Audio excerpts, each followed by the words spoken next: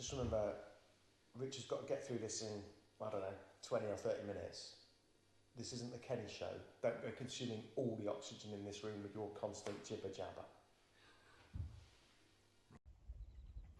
Brought to you courtesy of Fast and Fun. Applecross Pass. Strictly speaking, it's Applecross Peninsula, and it's the Beach Bar Pass. Rich, do you ever wonder why you don't have many friends? Welcome back to day 4 of the Scotland road trip. It's Rich here with my 2 colleagues that I've been on the road trip with, Jason and Kenny. And for this day 4, instead of me in car talking about the trip, what we're going to do is each one of us has driven all the cars over the last few days, and I thought it would be a bit fun, without or slight bias perhaps. We're going to do a bit of a quiz to find out, 13 rounds to find out the best car out of the 3 cars. So we've got at the top, most expensive, the latest Porsche Cayman GTS, the 4 litre, owned by Jace. We've then got my sort of second tier now, 2005 Subaru Impreza STI, and then we've got Kenny with his 2000? 2000, yeah. 2000 Porsche Boxster 986 2.7. 13 rounds. First 2 rounds are given. Then we've got 11 rounds we're going to try to discuss, vote on. Points awarded. 3 points for the best car in that category. Then 2 points and 1 point. Go through each of the 13 rounds. Total up the scores. And then the winner is what we think is the best car of the 3. So, first 2 rounds of facts. First round performance, really easy there, no surprise. The 4 litre Cayman GTS wins with just a shade under 4 seconds. Second place is the Impreza at a shade over 5 seconds, which scores 2 points. And then the Boxster, unsurprisingly, comes in last at a shade over 6 seconds with 1 point. The second category, the second round was weight. And this was an interesting one that none of us really agreed on. But coming in as the lightest is Kenny's Boxster 968, coming in at a shade under 1,300 kilograms. Second, unfortunately for me, is the Cayman, comes in at a shade over 1,400 kilograms. And last is the Impreza, dragging its 4-wheel drive system around at a shade under 1,500 kilograms, so that only gets 1 point. So, they're the first 2 rounds. Third round is image and owners. So, thoughts, gents, on image and owners. Now, obviously, and this we've got to separate older, modern, classic like a Boxster compared to latest Porsches compared to obviously my Subaru. So that's how we're going to distinguish between the Porsche brand here. So, what are the image and what are the owners? Very classy Asbold. I concur. So, for me, I think the 986, it is a modern classic. I think they're more owned by more everyday type of people. More acceptable, I think, for me. Whereas the modern day Porsche, Jace, I think Porsche owners just look down on people more. The modern day ones, I really do. To coin a John Cleese phrase, I look down on you, Rich. All trip. But yeah, well, not so, because you're sat so high up in your agricultural Subaru. Yeah.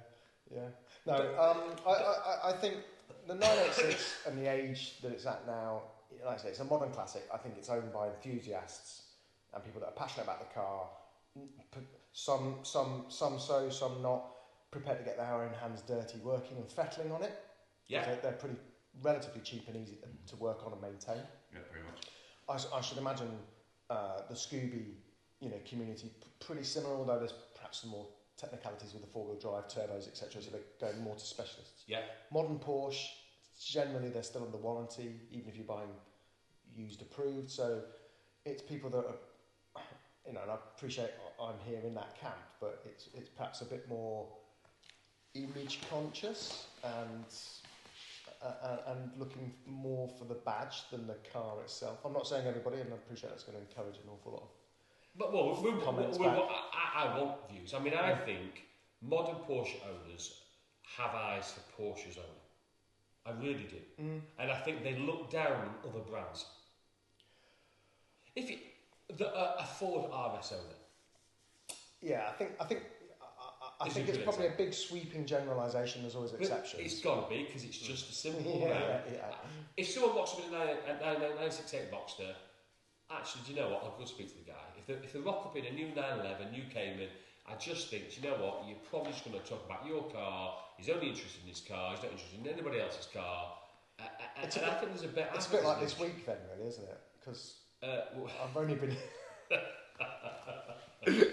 So what about Subaru then? Because I think Subarus are flipping enthusiasts.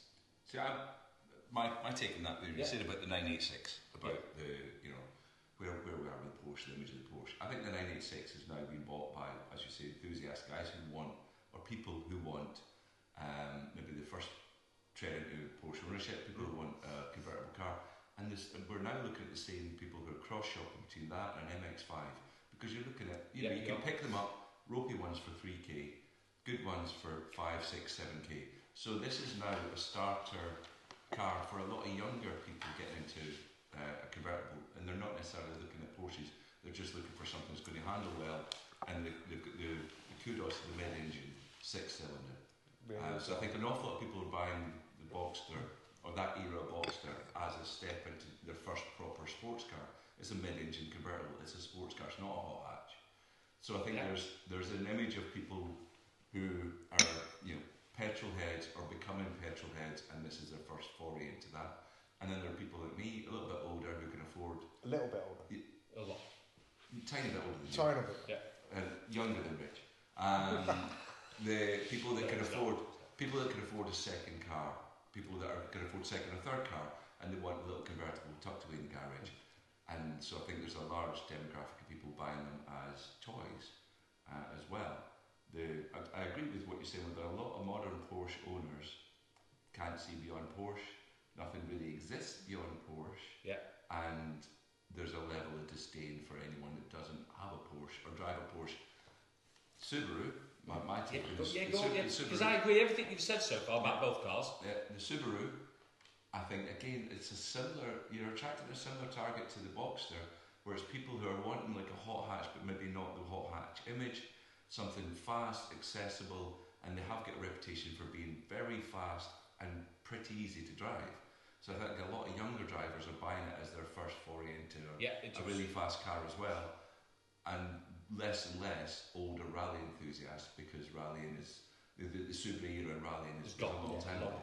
So that's my take, is actually both the Subaru and the 986 and 987 Boxsters are bought by younger people in their first forays into that ownership. That and obviously criminal gangs for ram raiding, cash points. Cash points. So donuts, McDonald's. Do you know what? I think everything you've said there, Kenny, I think I absolutely agree with. So scores on the doors. I would personally score the image of the cars. I would put the 986 Boxster for me is a modern classic, and I would score that as a 3. Yeah. I would put I'm actually surprised at that. I would put the Impreza as a 2, because I still think the Impreza has a great JDM image from the 2000s. And sorry, Jace, but modern day Porsche owners, I have not a disdain towards, because we are friends, sort of, but I would score them a 3rd, but with a 1. But let's. I agree with your first place. You know, the modern classic. Okay. You know, modern classic, or the Boxster 986 as the modern classic, and the image of that. I think the comment you've made about the Impreza, and you then qualified it with, you know, the JDM crowd. So I think your statement is valid in that community. But I think the Impreza image, I appreciate very subjective opinion and perspective, and I'm probably going to get, you know, flamed for this. But I think the potential image outside of that community is, as we just made those kind of throwaway jokes. It's joyriders, ram raiders, and car park donut crews. Whereas the modern Porsche is, rightly or wrongly, the modern Porsche owner is pretentious, aloof, arrogant, conceited. Oh, yeah. Jace is just explaining himself there. So yes, Jace, I accept what you said about there can be an image there of they want it loud, they want it fast, they're going to do donuts in McDonald's car park on a Saturday night and all that sort of image. But I also think there's a flipping community there, all sat around, not people inside the JDM community, but I think from my sort of era that grew up with Subaru and Mitsubishi and Ford, all. Oh yeah. And the STI in particular, I think, is a much sought after. And I think most of us are. Most STI owners, I don't think are actually like that. Yeah. You're probably other than those couple of lads we met the other day, with one, by coincidence, you're probably the only STI owner, or Impreza owner, that you know. That I know. Because you don't like to meet people that aren't Porsche owners? No. It's not that he doesn't like to, he doesn't. Actively doesn't go anywhere near. He just goes to Porsche meetings, Porsche GB meetings, Tripeg meetings. I'm sorry, I'm sure you mean Porsche. Oh, sorry, Porsche. So, can I summarise with something? Yeah. Or not summarise, use an example. Yeah. When you say about the image, see, I'm actually, if I were to score, I actually would have put Jason's car as a 3. I would have put me at 2 and you at 1. Because the only downside with Jason's is I think the Porsche, I just can't do that. The Porsche community, I think there's still a real snobbery there as well, where it doesn't matter, even if it's a GT4, they look down on the Boxster. A lot of Porsche owners look down on the Boxster and the Cayman as not really a Porsche, because it's not Championship League 1 level. It's a beginners. It's a when you can afford a real Porsche, you'll get one. Yeah. And I think that really does genuinely exist. But I think outside of the Porsche group, the Cayman's a good looking car. It gets a lot of attention. Now I'm going to back that up with, we stopped at the petrol station on night 1 here, and there was a group of local teenagers who come up, Demi and JJ, I remember, and they come up, and the first thing they said was, they said, can we take photographs? And they come up to Jason and I and said, can we take photographs of your cars? And they took photographs of the Cayman and the Boxster and came looking at us, and we said, we're with Rich at the Subaru, and they all looked across at you and carried on talking to us. Because so I'm there, they were teenagers that were drawn to the Cayman and Boxster and didn't look at the Subaru. But I think that comes back to the generational thing, because I remember playing Colin McRae Rally on the Sega or the PlayStation or whatever it was, Generation 1 PlayStation. And like you said, Colin McRae, that era of rally driver and those cars of then, which the Impreza, the Evo Lancer, etc. were, that they're not in kids' minds anymore. Kids are watching, I don't know, well, they're probably not even watching rally racing anymore, are they? But what I'm struggling to do, I'll accept the Boxster because it's 25-year-old. For me, it's a modern classic. I accept that. Yeah. What I do have a bias with Porsche owners, because I do think there's a really bad image that owners of Porsches portray in regard to their bias towards anything that's non-Porsche. Are you sure this isn't a bias that you have towards that, though? No, because I've owned one. And I but really like an older one, because I can't afford a newer one. It was also, like Jason's, it was an automatic, so it wasn't really a Porsche. Right, we're not bad. I'll tell you what we're going to do. This has got to be a half an hour video, not a 2.5 hour video. So, scores, right, we've got a score, and then we'll go with the consensus. So, you're going, start with Kenny. What's your scores? I was actually putting Jace 3 myself. So the Cayman GTS is a 3, myself is a 2, and the Subaru is a 1. What were you going, Jace? I'm going to put the 986 as a 3. Yeah. A bit of self-bias. I'm going to put the Cayman as a 2 and the Scooby as a 1. So by consensus then, and I was going to put the Boxster as a 3 and the Subaru as a 2 and the Cayman as a 1. So it means overall 3 points to the Boxster, unfortunately 2 to the Cayman and 1 to the Impreza. I strongly disagree with that. And we strongly don't. And they who wield the pen wield the power. Yeah. And you can't see what I'm writing down here. Going on to next round, round 4 is reliability. Now the assessment I'm using here on reliability is, if you're going to take one of our cars today, tonight, and you've got to be in south of France within 24 hours, what car do you take?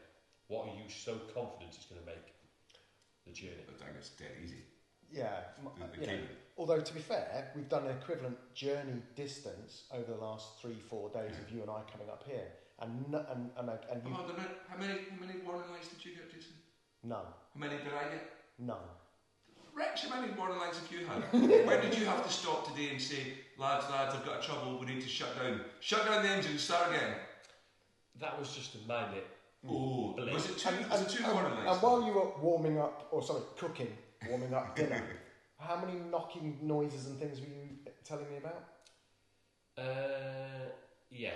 So should we just summarise with 3, 2, 1? Yeah. I agree. In the interest of time and experience. So I do agree. If I was going to the South France tonight, I'd take the Cayman. I've had the Boxster 4 years, and the Boxster has been flawless in 4 years, and it's 24 years old. Yeah, and that's the only reason. You've driven it a sum total of 3.5 metres. Right, round 4. The full round 4. This is where. This is a slam dunk. Sound. Best gold wheels. Sound. Yours. For me, I think the Impreza's flat 4. The flat 4 of the Impreza, the induction noise, it sounds like a tornado from behind it, is absolutely fantastic. Yeah. I would put yours as second. Yeah. It's really tinny on tick over and stuff, and on a cold start, but it's just not loud enough. I did some external video. It's metallic. It is. But I think just can't hear enough of it. And Kenny's Boxster is. We think it's an EV. We do think. All week long, we've all been joking that my car's an EV. Yeah. You cannot hear. It sounds really good when you're actually right up there at 6,000, but you genuinely don't even hear the engine until you're up at 6,000, and it's got the roof down. Yeah. It's a lovely sound, but it is so quiet. So that's it. So it's a 3 for the Subaru, 2 for the Cayman, 1 for the Boxster. So 3, 2, and 1. Next, practicality. I have not. Don't. Oh, yeah. It's another slam dunk. No, it's not. It's a slam dunk. What's your measure of practicality, or your definition of? I can take 3 dead bodies. Three dead bodies. 3 bags of dog No. So if I burn them, I can take 7 dead bodies. So 4-door, large, versatile boots. It's a slam dunk for me. The question is between the Cayman or the Boxster for second. Okay, I'm going to agree with you, not because of all the points you just expressed, but when we rocked up into that car park at the Royal Marine Commando Memorial, very moving, can thoroughly recommend it, near Glencoe. The 2 young lads that had the Impreza WRX, non-STI. Yeah, with a bike rack on a tow bar on the back. I know, that's so versatile. Yeah, exactly. So I will go with that, and it's 4 Are you milking this one? It's really versatile. My car, you can do everything. I mean, you can traverse the moon on it and everything. You can park it sideways for a shop front window. Yeah. Right, many people do. But second place, in the interest of time, second place, I'm going to put mine, not out of a bias, but because, although they've both got a front boot and a rear boot, the Boxster loses out because some of that luggage carrying space is taken up with the roof when it's down and the space that all that mechanism occupies. Whereas in the Cayman, whatever generation, you've got the front and back boots, but then you've also got over the engine deck where you can lay other stuff. I would actually agree with Jason. I don't agree with yourself, Rich.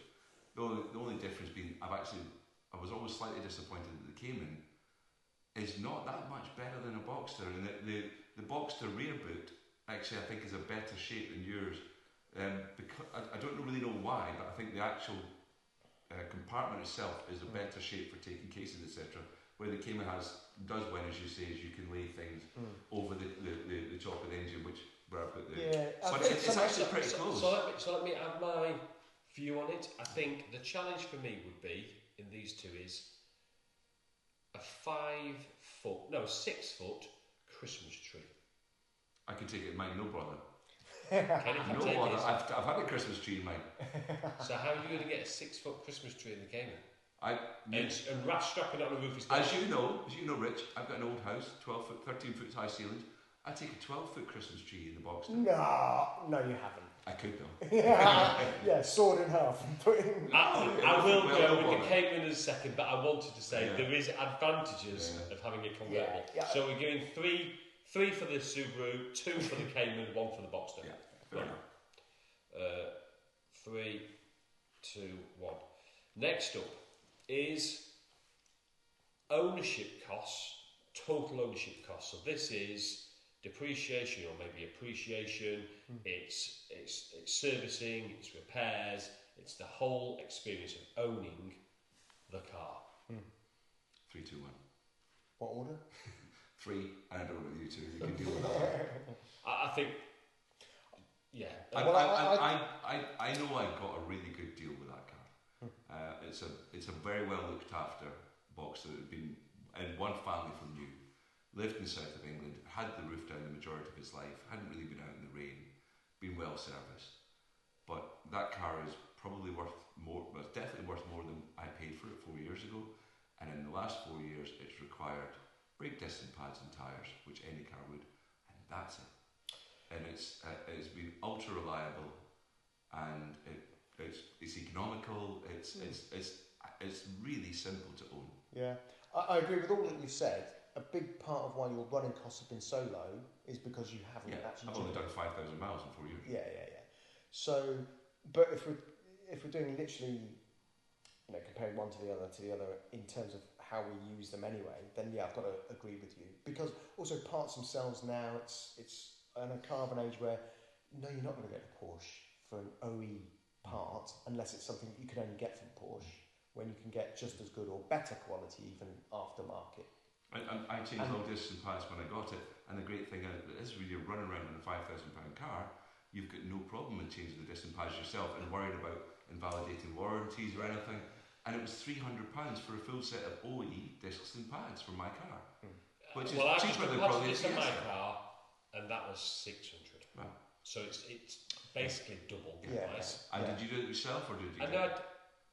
Take it to a garage? I did the fronts myself and then broke them up. Yes, just sheared 2 of the caliper bolts. So I decided to take the rears to the garage. So and my car, my 20 at that point 20-year-old car with 147,000 miles. Every single thing I did and undid in the brakes came off, including the grub screws holding the discs. Everything just undid and bent back together delightfully. That's one of the good things about it. So you win on.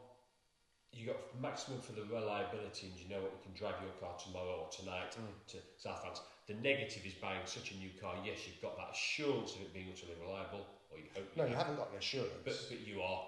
It's a higher probability that you will get to the south of France. And if it isn't while you're under warranty, it's somebody else's problem to deal with. We're talking cost ownership now. Yeah, so I'm assuming, but that includes depreciation. So that the offset of that is depreciation. Yeah, and I think you're going to suffer that, even though it's better than many marks. Yeah. It's still not. Yeah, and the prices, even just watching them over the last few months, everything was remained buoyant through COVID and in the year 18, 24 months afterwards. But I would say over the last 6 to 12 months for most cars, obviously there's always exceptions, but the prices have dropped quite a bit. So I think mine's probably, or the a Cayman, 1, a 2, a 3. Yeah. I think that's it. I think the Boxster's got to score the 3 points for that. So Boxster gets a 3, Impreza's a 2, and it's a 1 for the Cayman. Next one, this is going to be challenging. Best driver-focused car. By this I mean your favourite B road for half an hour. Which car keys do you pick up? Oh God! I know that we all know our own cars well. But without hesitation, I'm taking the 986.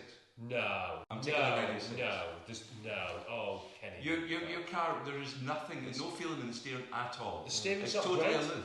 The steering's not great, but it's a PlayStation. It's a PlayStation. It gives you so much. It just wants to get it by the scruff of the neck and just drive it hard. But the thing is, it doesn't feel anything until you are driving it hard. The 986 the steering feels great, the suspension feels great at 30 miles an hour. It feels great. You don't have to be caning it, whereas the Impreza only comes alive when you're above 7/10. And that's what the next category might be yours. This is about B road for half an hour. Here's the keys. This is a de-restricted B road. Is it? Or is it a B road? It's a private closed B road. Yes. And so you can engage hoonigan mode. Yes. Oh, if it's a private de-restricted B road Anything with big runoffs where we're not going to total each other's cars, I might actually be taking the Cayman. But I'm saying if I'm out in public roads, I think a B road. It's not the Cayman for me because B roads. We've been on some stuff like tracker, take the Cayman. Yeah, but that's a different question. But it is. But B road is narrow, it's twisty, etc., etc., etc. And I think so. On that, I think I would want the sure-footed. I completely agree with you. Your steering feel there is no steering feel. No. Despite we called it a blunt instrument, didn't we? Yeah. But it just makes me want to pretend I'm Harry Vatanen and I just want to flick it everywhere, even though I don't have the competency to do that. Yeah. And I just love that feeling of being lifted and pushed forward with the turbo boost and the torque off of it.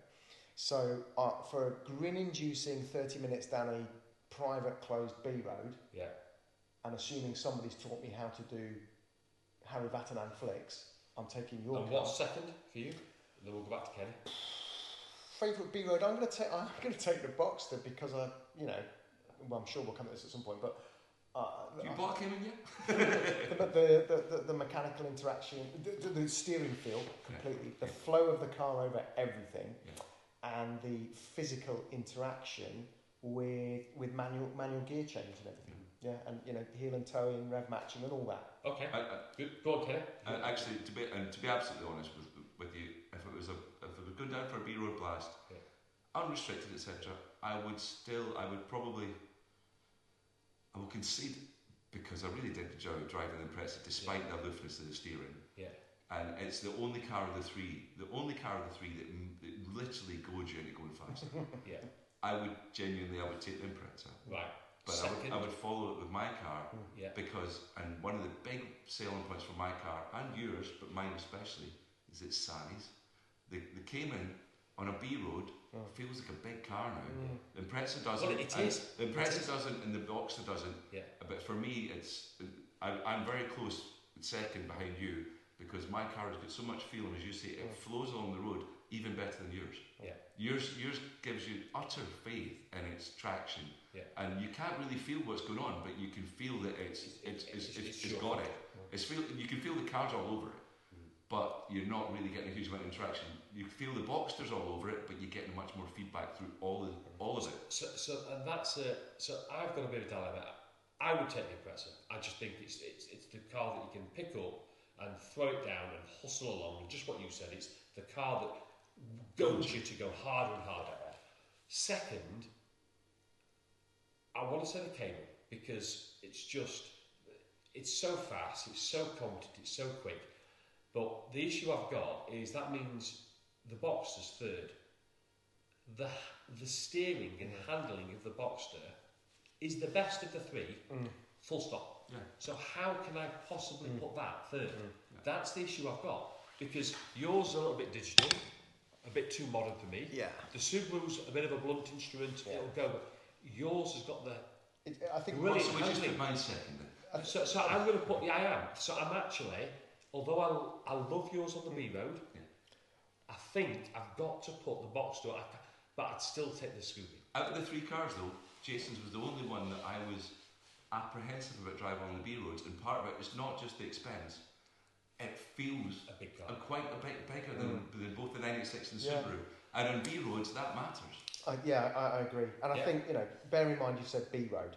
Yeah. If we were talking Fast some of the A road. broad, sweeping A roads like we're on, I'm in mine.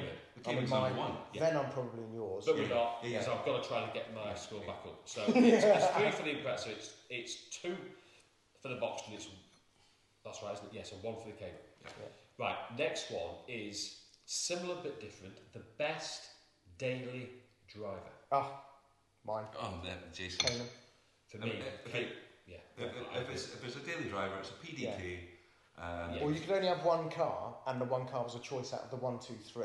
Well, it's not about having one car. It's about if you've got one car or multiple cars. This is your daily car. So you're going to commute, supermarket, Cayman.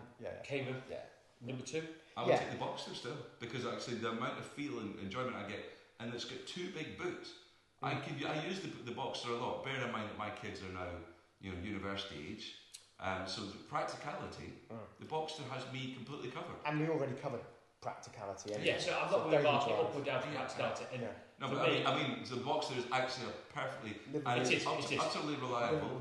It's cheaper to run as a daily. Yeah. So actually, I would Cayman, then Boxster, and the Scooby would be last. I agree, because actually, driving in town and stop-start traffic, I don't like driving this Scooby. It's better when it's on 9/10 all the time. So we agree on that. That's straightforward. So Cayman wins 3, Boxsters on 2, Impreza's 1. Round 10. Oh. Fuel consumption. Lowest wins. So we know who's third, which is the Impreza. Yeah.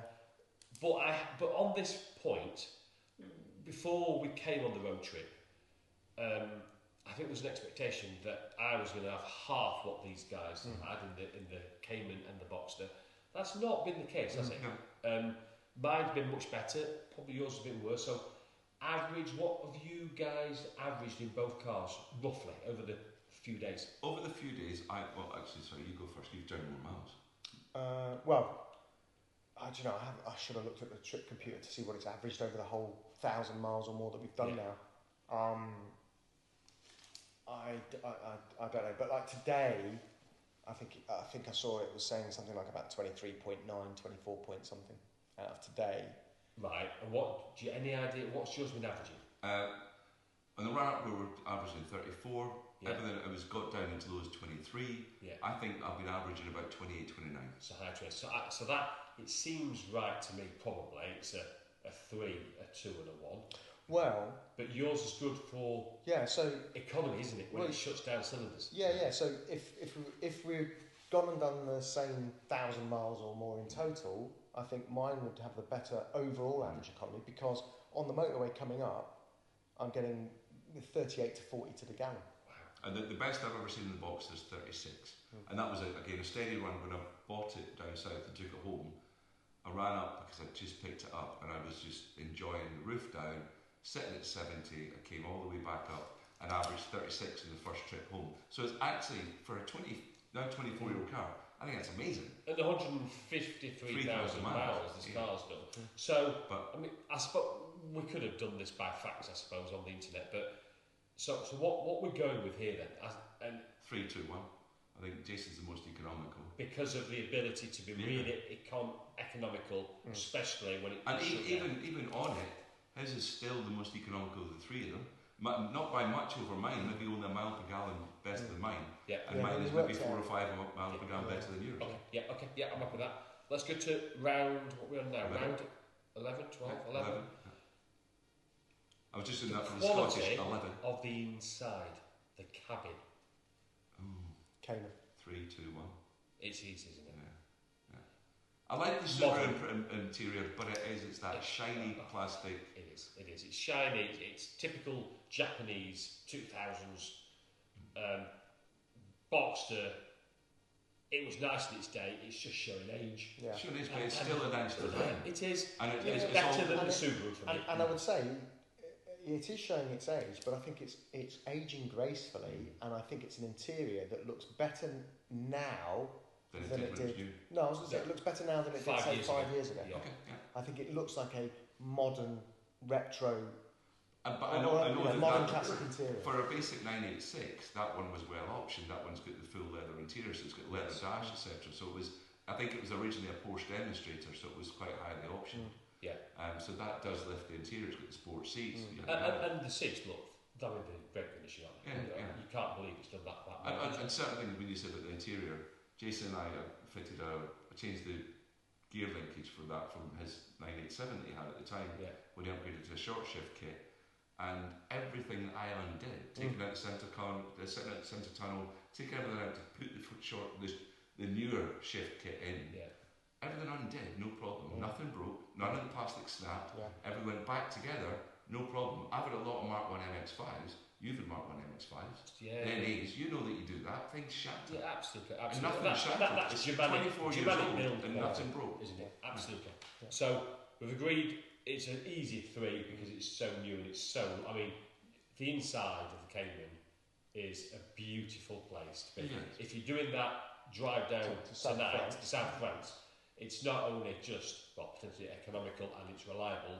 You hope it's comfortable. It's a really nice the place. design, the build quality, your seats alone, seats are amazing. Absolutely. So you just think that the interior is it's beautiful. 12, so the penultimate round, value for money. Now this is, it's really easy. Let's just pick the cheapest car and we'll go up that. We've got it's really difficult because we're comparing a £70,000 car, probably £15,000 car, a £5,000 car. Really, really difficult to do this. But we've got to try to probably put it against their rivals. I think is probably the best way of doing it. Oh, what, rather than against each other? Yeah, I think it's quite difficult. I mean, so it's otherwise because the go-to is straight away it's the Boxster, isn't it? Yeah. But even if you compare that to the rivals, as you made the point yesterday, you were saying basically that car's worth maybe 5k. 5k will get you a good NA MX5 now. That is so much better to drive, and I've owned 3 MX5s. I love MX5s. That's a different league. The big shock for all of us on this trip, myself especially, even though I've owned it 4 years, was the fact that you guys couldn't shake me. Ever. I know. You couldn't shake me, and I was not out of a comfort zone ever. And you were really shocked at the fact that you said every time you looked in the rearview mirror, or when I was in front of you, you were working hard to keep up with it. And that. Yeah, but he was driving Miss Daisy. And his fourth gear is. And he is a grandparent. He is, both of those things. But so the performance you get for the money, and not just the speed, but the actual ability to carry speed, the interaction, the feedback, all that. The I think performance, is astronomical. The engine, the handling, the steering. The engine's beautiful. It's absolutely. And I think, and this isn't about Porsche or anything like that, but I think the image as well. And if we go back to the image, it's a model. I do get money. The 986 is it is a genuine model classic. It was a bit of an unloved 5-10 years ago. I hated them when they came out. Yeah. I honestly hated them the until like 5 or 6 years ago. The big issue with it. But the push me, pull me styling. Exactly. Is it going backwards or forwards? I think it's the ugly duckling of the era that's turning into the appreciated I think it's swan. genuinely, it's a pretty car now. Yeah. So for me, it is a given really, for Boxster to win that. But what's second? That's a tricky one. Like I said, if you're comparing money to money, then have I had 5 times as many smiles on my face this week than you? No, you haven't. But therefore, it'd be easy to put the Scooby there. But I suppose let me put the Scooby against probably an Evo, Mitsubishi Evo.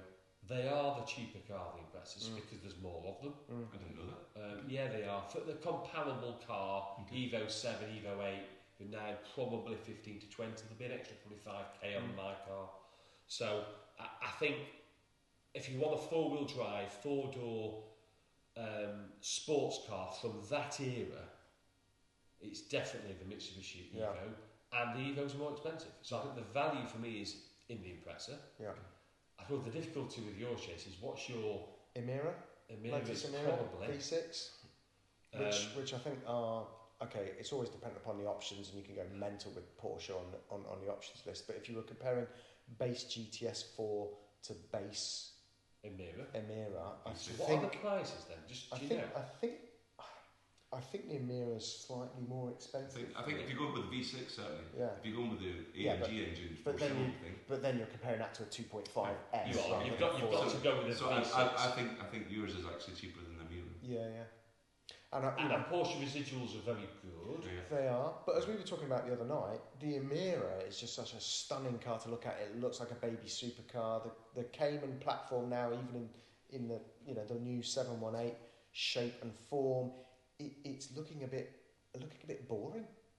Conservative. That's a more politically correct way of expressing it. And and it's my safe, car, and I own it. Cayman was always a safe car. Yeah. And styling wise, and as an ownership prospect, as Cayman's a safe car. Unless you get the GT4 or and then you've got the spoilers and the bigger splitters and all that sort of thing. But in terms of GTS, but for value, then it's. I think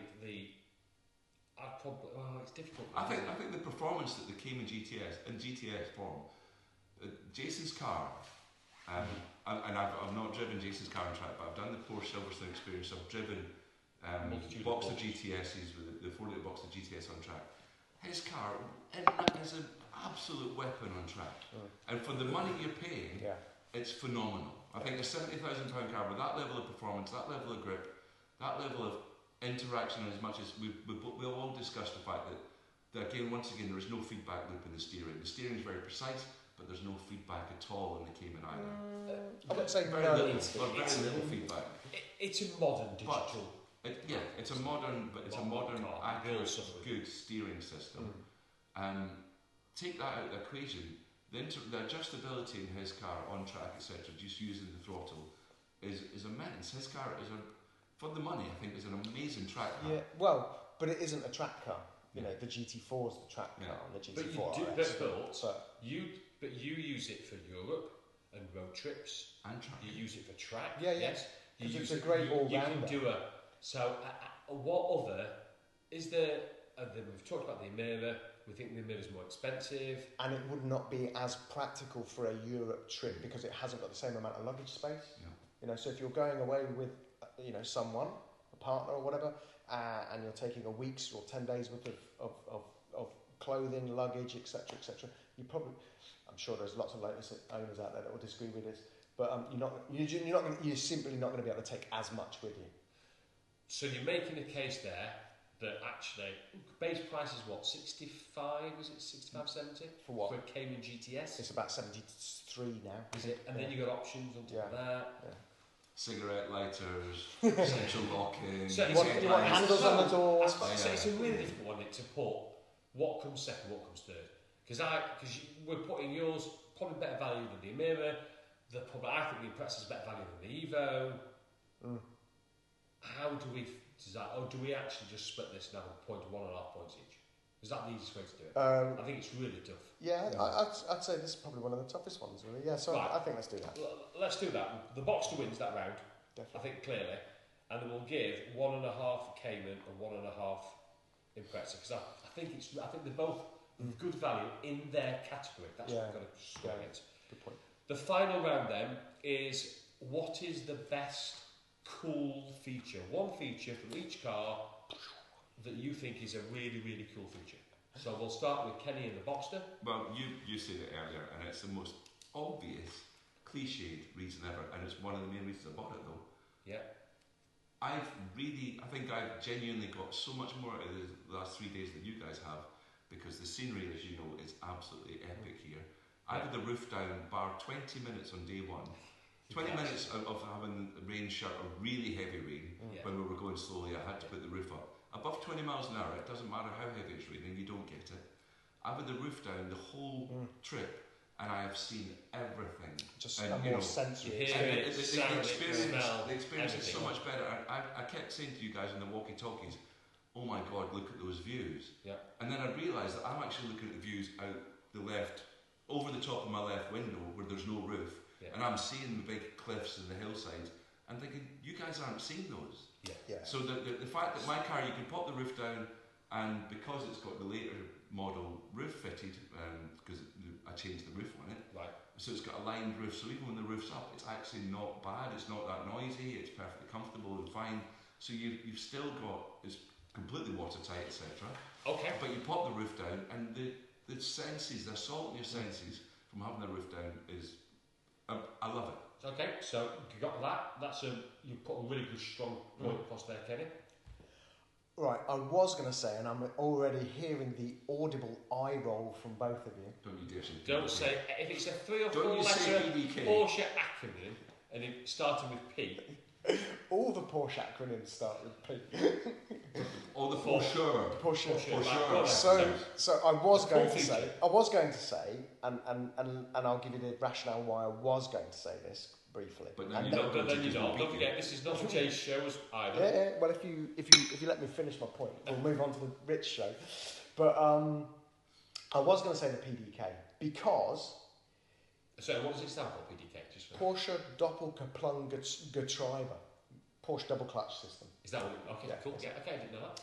And I've probably mispronounced it, and somebody German will correct me. Because I think the PDK, particularly in modern cars, or particularly in that car, is part of what makes it so adaptable. Whether you want to hoon it on a track, flick it around these kind of roads that we've been doing over these last few days, or just auto in town, or just cruise and get 40 mpg. Yep. So I was going to say that, but I'm going to retract that. Yep. And the simple thing I'm going to say is 4 litre naturally aspirated flat 6. What an engine! That's a good one. That's a good one. My number 2 for mine was going to be the 6-cylinder 2.7. Carl, you've had yours.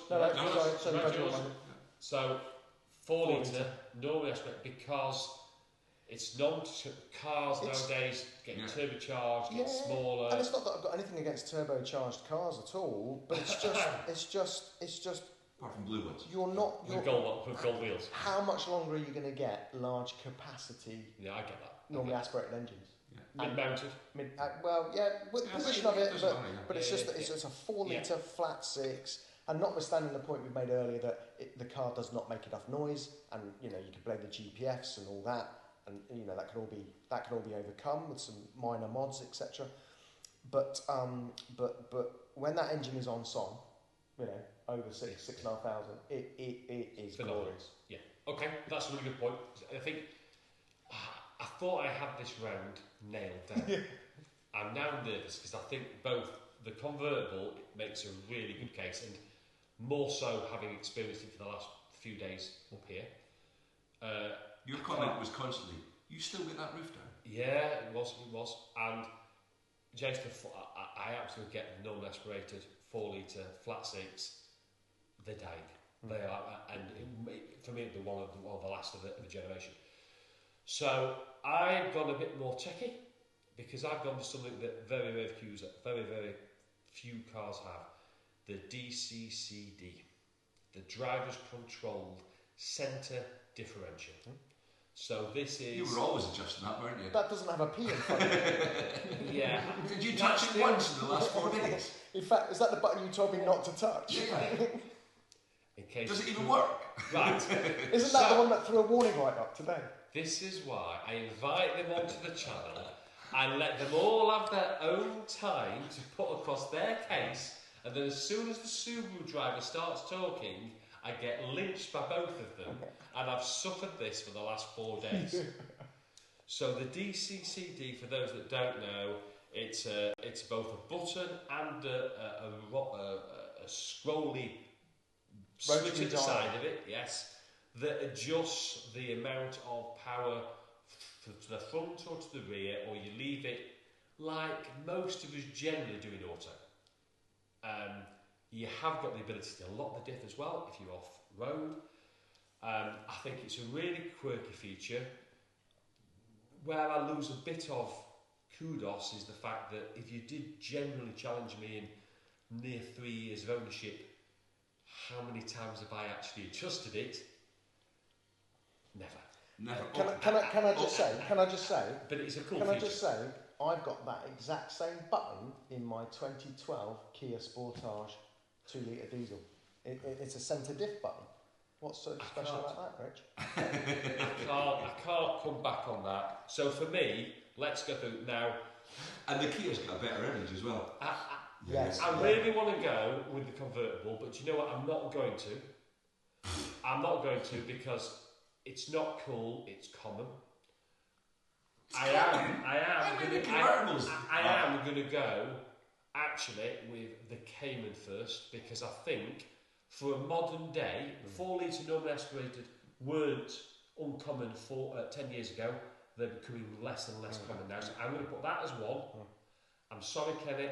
Although I don't use mine, I still think mine's cool, so I'm putting mine as 2. And you've never used it in 4 years. You've never used it. But it's a cool feature. It's a cool feature that I know that you've used yours all the time. Probably doesn't work. So I'm going 3, 2, 1. Jace, what are you going? Cool feature. Yeah. So obviously. You're going 3 for you. I'm probably going to have to go. Not probably. I am. I'm going 2 for the convertible. And only because I don't even know what your button does, and you don't even know what it does. Rich, have you even tried it in a different setting? You pressed it 0 I doubt because I think I'll get more warning lights. Remind me, was it 0? Was it 0 or was it 0 times you pressed it? So we don't even need to go for you, Kenny. It will be 3, 2, 1. So there we go. So now I will. So Subaru's come last. Cayman. 3, 5, 6, 7, 8, 9, 10, 11, 12, 13, 14, 15, 16, 17, 18, 19, 20, 21, 22, 25, 26, 27, 28, 29, 29 and a half for the Cayman. Okay, we need to get Impreza. An adjudicator for this. A weekend.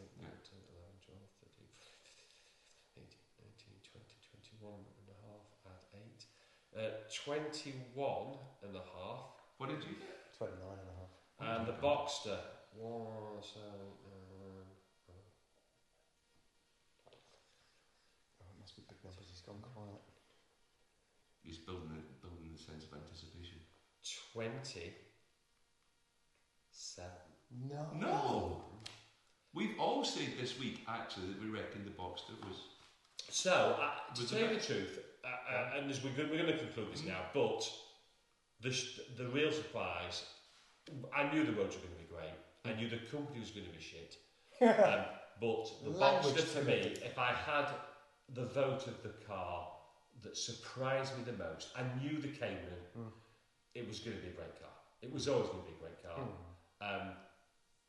It's blown me away, that Boxster, and that's, yes, for value, but it's the handling, it was the steering, and it was also, I still find it hard to believe that Boxster's only got 225, 230 brake horsepower, because in 95 or more % of the time, we just never, unless the road really opened out and we were potentially going high speed, the Boxster was nearly always there.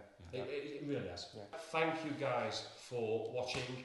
A big thanks out to Kenneth. A big thank you to you, Jace. A big thank you to all the people as well in Scotland that we've met over the last 3 or 4 days, because we're heading south down to Ayr tomorrow in day 5.